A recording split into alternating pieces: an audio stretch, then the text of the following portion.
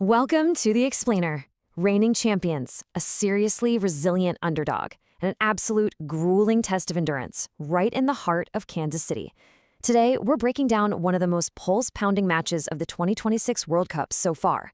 That's right, we are talking about Argentina's massive 3-1 quarterfinal victory over Switzerland. Look, if you love the sheer, unadulterated drama of knockout football, well, this match delivered an absolute masterclass.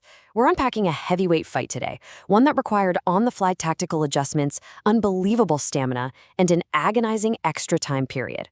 It was a true clash of titans, where literally every single pass mattered. So let's look at the exact blueprint of how the defending champions survived this grueling test. Okay, let's dive into this. The momentum of this game, it swung back and forth like a pendulum. We saw an early strike from Alexis McAllister that just sent the crowd into a total frenzy, which was followed up by a brilliant mid-match equalizer from Dan Ndoye that completely silenced the Argentine fans. Then, a massive red card to Breel Embolo kicked off extra time, and that really set the stage for those late, legacy-defining goals from Julian Alvarez and Lautaro Martinez to finally seal the deal. Section 1. The opening tactical battle. Clashing philosophies on the pitch. Right from the opening whistle, we witnessed two entirely different mindsets at play here. Argentina started incredibly brightly, leaning on Messi's unmatched creativity, lightning-quick passing combinations, and aggressive pressing to completely dominate possession. On the flip side, Switzerland stuck to their biggest strengths, sitting deep, maintaining an ironclad defensive shape, and waiting with incredible discipline to unleash these fast, lethal breaks. It was your classic chess match, possession versus the counterattack. Now, a huge part of Argentina's early dominance actually came down to a tactical concept called wide overloads. Basically, this just means concentrating multiple attacking players on one side of the pitch to completely overwhelm the opposing defense.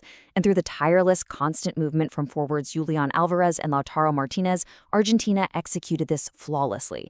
It directly unpicked the Swiss lock in the first half, laying the perfect path for Alexis McAllister to find the back of the net. Moving on to Section 2, Switzerland's lethal counter, exploiting the gaps.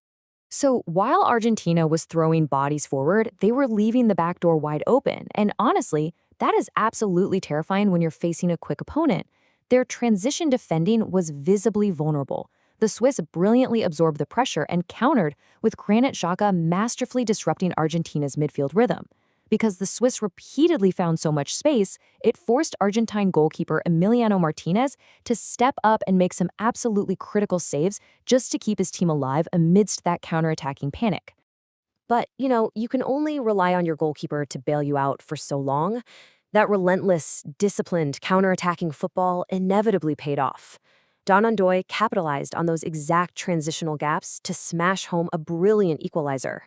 It was a lightning strike that totally stunned the reigning champions and proved beyond a shadow of a doubt that this Swiss side was here for an absolute dogfight. Section 3. The red card turning point, a costly extra time dismissal. Now, what's really interesting about this slide is the number 10. That is the magic number that changed absolutely everything.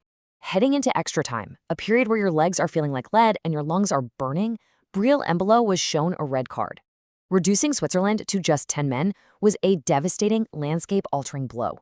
In knockout football, losing a player in extra time, it completely rewrites the tactical script for both teams. And the impact was pretty much instantaneous. Down a man, Switzerland's ability to spring those dangerous fast breaks entirely evaporated. This numerical advantage allowed Argentina to regain absolute and total control of possession, basically pinning the Swiss back deep in their own half with zero outlet for relief. The whole dynamic of the game flipped entirely in Argentina's favor. Section 4. Extra time tactical shifts. Scaloni's masterclass. Manager Lionel Scaloni? Well, he didn't just passively rely on having a man advantage. He executed a calculated masterclass. First off, he instructed his team to significantly increase the attacking tempo. Second, they utilized rapid, precise passing to physically stretch that exhausted 10-man Swiss defense from touchline to touchline, forcing them to literally chase shadows. And finally, he positioned his attackers to ruthlessly exploit the newly formed gaps in the final third. And capitalize they absolutely did. The constant, methodical stretching of the defense finally shattered the Swiss resilience. The breakthrough came via a truly sensational strike from Julian Alvarez. I mean, it was the perfect culmination of Scaloni's high-tempo adjustments, finally piercing a defense that had fought tooth and nail for over 100 minutes of grueling football. But hey, the champions weren't done just yet. With the Swiss forced to push forward in absolute desperation, with only 10 men, leaving massive gaps behind them, Lautaro Martinez found oceans of space to strike in the dying seconds of extra time. He drove the final nail into the coffin and emphatically sealed the 3-1 victory for Argentina. And this brilliantly illustrates what happened when the dust settled. The ultimate difference makers became crystal clear. Argentina leaned heavily on their elite championship mentality and incredible squad depth. They simply refused to panic when adversity hit, maintaining their composure against a deeply frustrating block. Conversely, Switzerland's fatal flaw was their inability to maintain defensive concentration after going down a man. The red card caused their previously ironclad discipline to finally crumble under the immense pressure. Section 5. The semifinal blockbuster, Eyes on the Prize. So, Argentina's dream of retaining the iconic World Cup trophy, it is very much alive. This dramatic, exhausting extra-time win officially books their ticket to the semifinals, setting up an absolute blockbuster clash against England.